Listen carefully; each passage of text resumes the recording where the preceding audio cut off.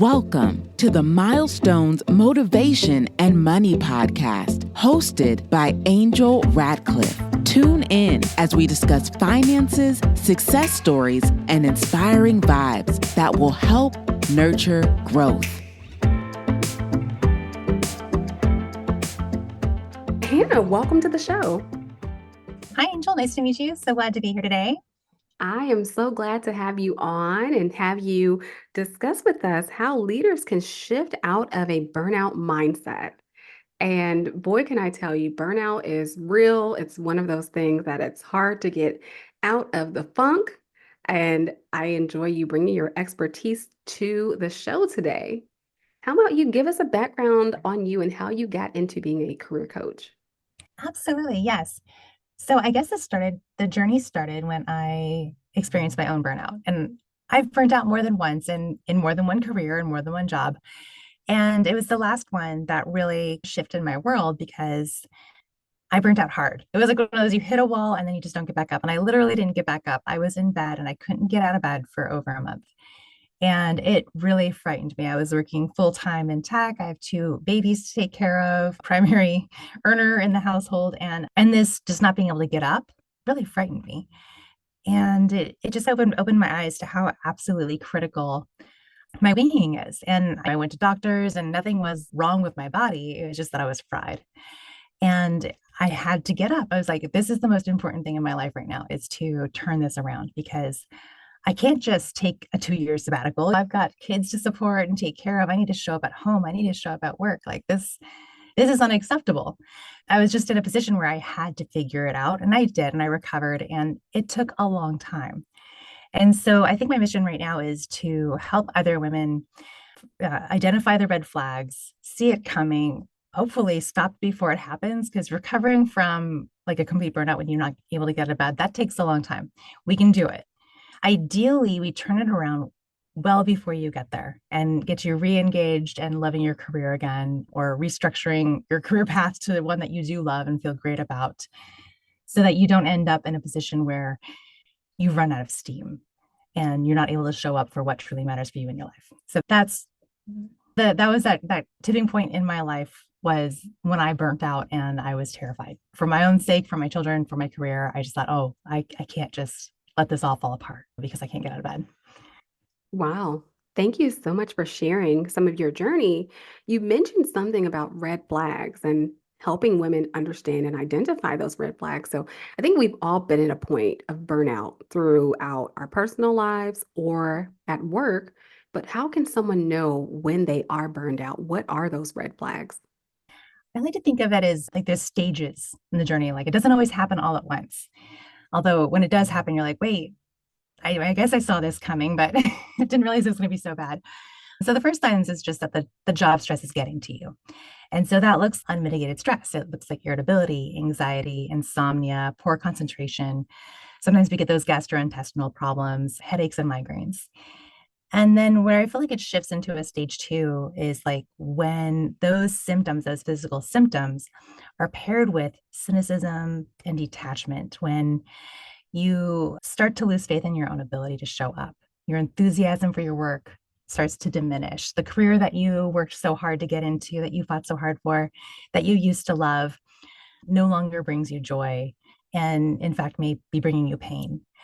And so that's when I feel like we're at a point where get some help now, turn it around before it goes farther.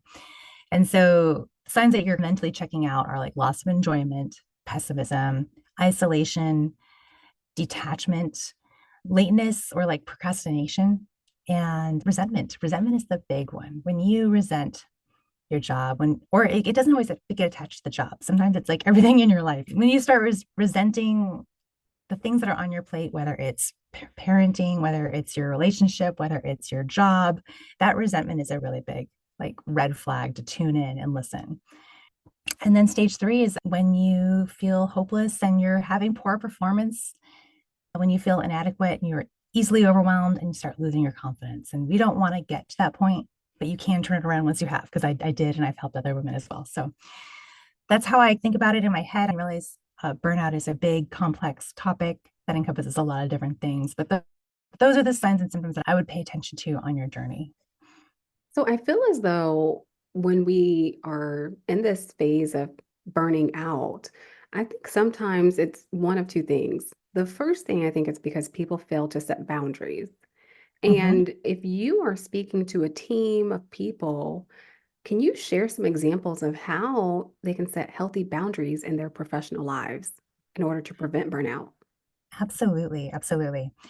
Usually the first step, because that's a big one. I see a lot of women coming in and they're afraid to say no, or they think that what I hear is that they just can't say no. Like they open up their calendar, they look at their outlook for the day, and they're like, I can't say no to any of this. I have to do it all. There's there's more than one way to say no. You don't just show up to work and say, I'm not going to do my job anymore because I don't feel like it. That's not how we say no. So there's delegation, there's minimizing, there's automation, and then there's saying no. And you can have the this or that conversation, the prioritization conversation, the if I do this, here are the outcomes. Because sometimes we don't want to do something for really good reasons, like it's not the best business choice. And just speaking up and laying it all out can help out with that. Another way to say no is not one that I typically advise, but that's just to ignore. Like sometimes we find ourselves in a situation where we're in a highly volatile situation where the priorities are changing every single day. So something comes in hot and you're like, tomorrow, no one's going to care about that. So you wait till tomorrow, see if anyone cares, and then decide whether or not you need to delegate it or do it or whatnot. So there's a lot of ways to say no. I think the very first thing that we need to do is figure out what we're saying yes to before we worry about saying no. And that is really the very first step is what are you saying yes to? What does matter to you? What is in alignment with your values and your purpose in this phase or season of life? And getting really clear of that and letting go of all of the shoulds and the expectations, like you're doing this to meet someone else's expectations. Are you doing this because you feel like you should do it? Or are you doing this because that person in the cubicle over there is doing it? Like unraveling all the shoulds, identifying what your values are, what your purpose is, what your direction is, getting super clear on that, and then saying yes to that and starting to carve out space for the direction that you do want to go in your career. That automatically, when you say yes to something, you're saying no to something else.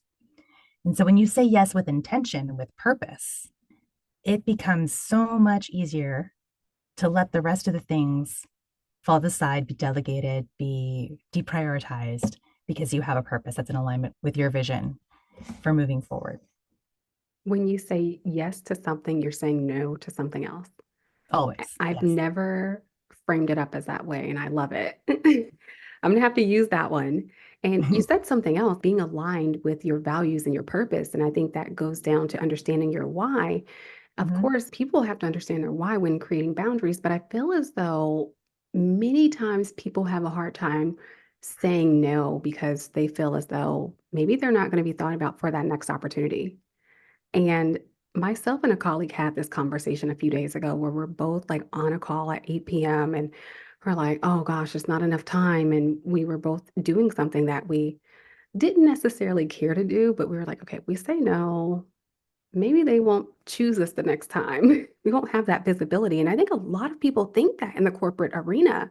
So, what are some ways that leaders can effectively communicate their boundaries without creating tension or conflict? There's that there's the this or that conversation. If it's a prioritization, like if you really don't have time in the day or saying yes to this thing that you don't actually want to do is going to detract from your ability to deliver on the thing that does matter to you, does matter to the direction you want to take your career. Have a this or that conversation. Do you want me to do this or that? There's only this much time that we can do this in. Another thing that I find that surprised me was that the things that I really don't like doing, someone does. Someone in the office wants to do it. Um, Not always, but usually you can find someone who's like interested or passionate about what it is that you're just not interested in doing and lining them up and setting them up for success and seeing if you can shift that over to them. So some of these things, like it takes time to execute. Like it's not going to be, I don't want to go to the meeting tomorrow night at 8 p.m., but I don't have a strategy in place right now. You may end up going to the meeting at 8 p.m. tomorrow, but yeah, taking the time to take a step back and come up with a strategy to get rid of the meetings and the activities and the tasks that drain your energy. And by get rid of either minimizing them, delegating them, saying no strategically, in order to say yes to something else. Like you're going to fill that space with something valuable. And I think that's really where that strategic conversation comes in is what is that valuable thing that you're bringing to the table instead? So if you know what your valuable thing is, like the impact that you are making for the company, the reason why that thing over there is not so important, then it's much easier to have that conversation rather than I just don't want to do it.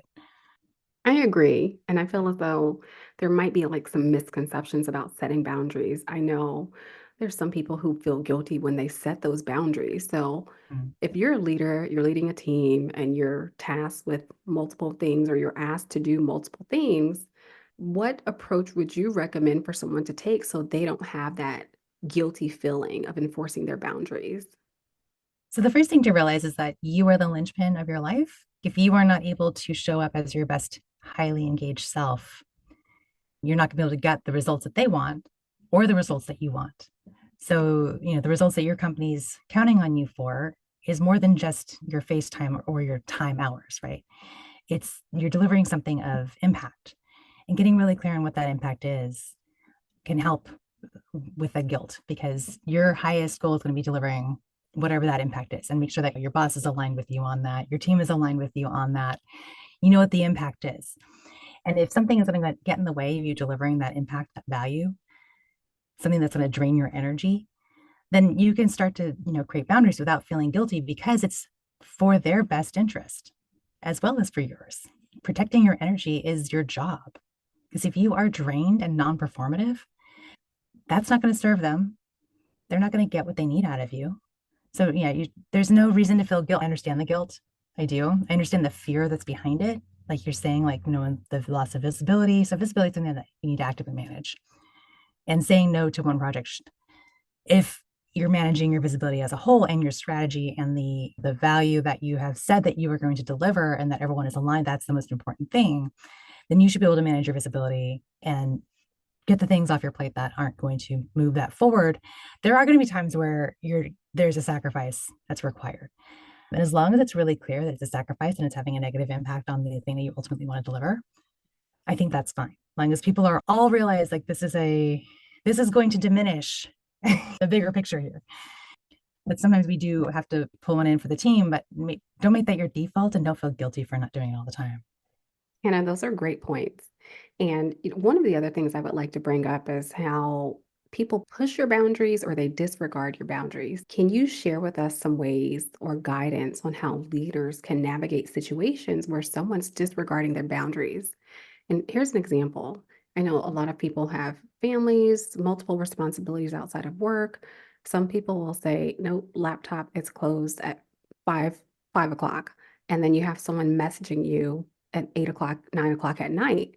How do you show someone to respect your boundaries? I typically have a conversation again with them, because sometimes, like, I actually did do something very similar where I had a conversation with my boss at the time. I'm like, all right, I'm happy to come in at 7 o'clock in the morning, 6:30 in the morning, and have calls overseas. However, between, I think it was 4:30 and 7:30 p.m., my kids were really young. So that was like bedtime, right? Happy to get back on after 8. But those hours were sacred, right? Because they need their mama. And my boss was totally cool with it. 4 months later, I've got a new boss. So you set the boundary. It's not like you're erecting a wall that's never going to move. Like, you have to set it again and again. So yeah, so it's like a persistence on your part till these are my standards, unless it's an emergency, like an actual literal emergency. Although using that languages, people doesn't always land, because sometimes in their minds they think it's an emergency, even though in 4 days no one's going to remember it, therefore not an emergency. But I know in the midst of corporate chaos, people don't always think that way. But yeah, I think the resetting of those boundaries, like, you set them once, they get respected, and then circumstances change and you have to go and reset them again. So you mentioned something about letting your boss know, hey, you're going to be back on later in the evening. Now, do you feel as though cutting off at a 5 o'clock time, 4 o'clock, 5 o'clock time to have that one-on-one time with your spouse or your family is a sufficient way to balance your personal life and professional life? It really depends. The me coming back on late is a special thing. That's if we're interviewing overseas or something like that. It's not a daily occurrence, and largely because I'm just not performative at night. Like, I'm zonked. I'm great in the morning. Really early, fantastic. And everyone's different. And if you have a healthy team, then you should be able to balance each other out. There's some people that love to work late and some people that love to work early. And if you're, like you said, you mentioned you work in tech. We're working with people all across the globe. And if you're in a well-balanced team, there should be enough people there with different preferences that you can hammer out who's going to take what piece of that puzzle. You said something that I was sitting here thinking about how you're not performative at night. And I sometimes feel like I perform best in the evening when no one's bothering me. I don't have multiple pings coming through on my teams and I can actually get work done because you think about in your actual workday, many times we're on meeting after meeting and they want to chat or something's happening that's disrupting your work. I feel like sometimes I perform better at night and then I'm like, all right, I've been on my computer all day long. And I think this rolls into the next question, whereas a lot of people are focused on being high performers and getting the work done. And especially when you're a leader, there's a lot of talks of being resilient and staying. Do you feel as though that's a form of toxic empowerment when people say, oh, you have to be resilient, you have to stay strong, and you can do it? And what about your mental So, health? so resilience is about your mental and your physical health. So getting enough sleep at night is a part of being resilient. There's so many studies that show that if you're not getting enough sleep at night, your decision making goes. So there are basic things, basic human care that needs to happen in order to be resilient, in order to be actually performative and not just busy. And I think smart organizations understand that. And I realize that occasionally we get a boss that doesn't. But yes, but building your resilience is about being well-rounded and healthy. And it's also about having downtime. I like to think of it as white space or margin. Even in your like 9 to 5 daily calendar, you cannot be back to back meetings all day long and be providing something of high value. Like you need to have margin to take care of things that come up suddenly, like something unexpected comes up and a request that you weren't expecting. There needs to be white space in the calendar. And so blocking it off and making sure that it's there so that you can be flexible, so that you can react to something that is unexpected in a healthy way is important. And that's just part of being resilient. That's part of being performative. Like taking these measures to take care of yourself, to manage your calendar, to make sure there's enough white space or margin in your life, both during your 9 to 5 or whatever your hours are and in your personal life, are critical. These are critical things, just part of being a human being. I agree. There's so much that I can say there, but I want to get more into how leaders can really foster a culture of setting healthy boundaries and support their team members who might be struggling with boundary setting. Do you have any suggestions there? Yes. Well, it depends on the maturity of your team. Some members, they're going to be looking, first of all, set an example. You are the example. So if you're saying don't work on the weekends and you are IMing everyone on Saturday, it's not going to work. So you do have to set the example. And so that's the first level, is just be an example. The second is in your one-on-ones, always ask how they're doing on a scale of 1 to 10. What are they falling asleep at their desk? Or are they completely overwhelmed? Like where are they on the spectrum? And if they are consistently going extra, going overboard, taking on, just never saying no, and you can usually spot them. They're typically early career and they don't know how to say no. They've never been taught. They didn't even know they can. So I think the first, let them know they can say no and teach them how. So you can have them use you as a shield. Say, I need to check my boss first before I take on another project. Have good processes in place, like an intake process for new requests and work coming in to help protect your people so that it's not coming straight. If they're junior or they're younger in experience, make sure it's not going straight to them. Make sure there's an intake process, that you're providing that umbrella of protection that you should be doing as a leader. If there's more senior people on the team, you can pair them up. If you've got a person on the team that knows how to plan work and negotiate timelines and say this or that, or this first and then that, doing those conversations, those negotiations with your stakeholders, pair them with the more junior folk, and that helps out a lot too. Those are really good tips. And one of the things that I was sitting here thinking is self-awareness and being self-aware, and maybe that can play a role in setting and maintaining boundaries. Is that something that you found through your coaching? Yeah, that's like the key. The key is to first identify what it is you actually want out of life, including your career, and identifying your values. And then once you have what matters to you and your values paired up, then that self-awareness helps you to manage your yeses and your nos, to help you honor your yeses and your nos. And then also another thing that we do to increase that awareness is there's one exercise where we color code our calendars, but instead of by task or by group type or whatever, like we do it by energy. So color code your calendar, like high energy activities, things that build your energy, that you enjoy, that lift you up, and things that suck you down. And then you have an idea of, oh, okay, when I have these activities on my calendar that I find draining, how do I offset that?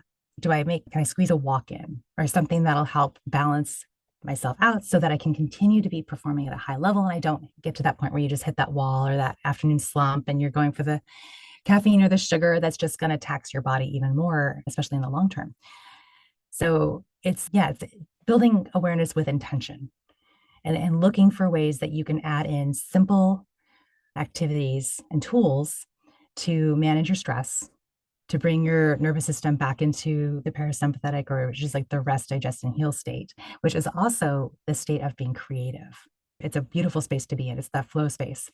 So you want to get your nervous system back there if you're going to have activities in your calendar that day that are going to throw you off and you know it. Finding those right tools and scheduling them in with intention. Just be like, I'm going to take 2 minutes here and reset my nervous system before I get back into this next stressful call. And you will be so much more present. You'll be so much more on it, so much more engaged and performing at a higher level. So, Hannah, I know everyone doesn't naturally have that self-awareness trait. For someone who's trying to learn to be more self-aware, how can they cultivate that? Yes, something that works. Like if you're not in a coaching program and you're not being given like specific exercises and being walked through them and held accountable. So outside of that, I think one of the most powerful things that you can do as like a DIY is like a daily retrospective. And it can take a few minutes. Like what went well, what didn't go well, what needs to change.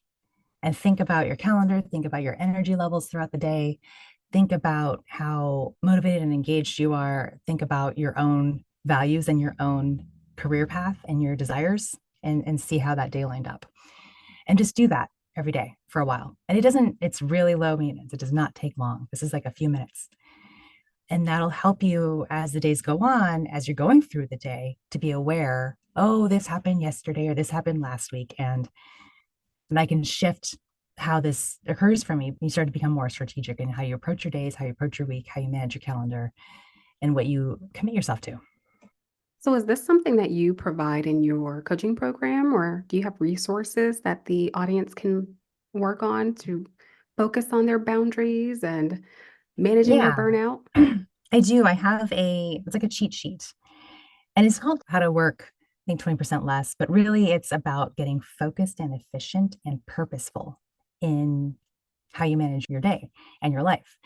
And so it's just the 7 principles that you need to consider when you want to start shifting your engagement with work. Like you want to increase engagement, decrease stress and effort. These are the 7 principles to consider. Awesome. So we will list the link for that cheat sheet in the show notes, and hopefully it helps someone with their journey.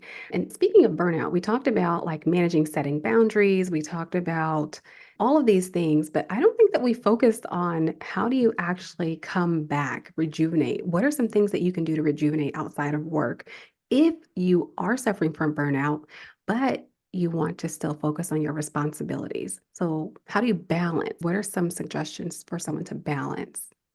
There are so many, and the ones that are going to be relevant to each individual is going to be different for that individual. So I'll just give you the high level. So the first is to find those energy giving activities and making sure that you are doing them, having them in your life, whether they're work related or not. So if you like to knit, add some knitting in between meetings or even while you're on, if it's a call where you're just listening. Joyful movement is big. And I don't mean like a guilt induced, I've got to burn calories kind of movement, but like something fun, something that you enjoy doing, whether it's walking in nature or just somehow moving your body is really good. Sleep. We all know about sleep. I think one of the things I hear from just about everyone who struggles with burnout is insomnia. It's a big deal. So having a good nighttime routine, like pre-bed, turn it down, turn everything off, shut it down, have a practice where you can shut your brain down and manage your sleep and track your sleep and treat it like it's something that matters because it does.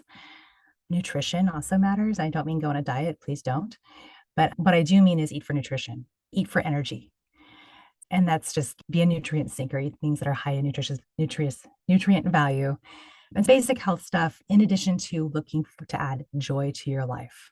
So those high energy activities, those things that fill your cup.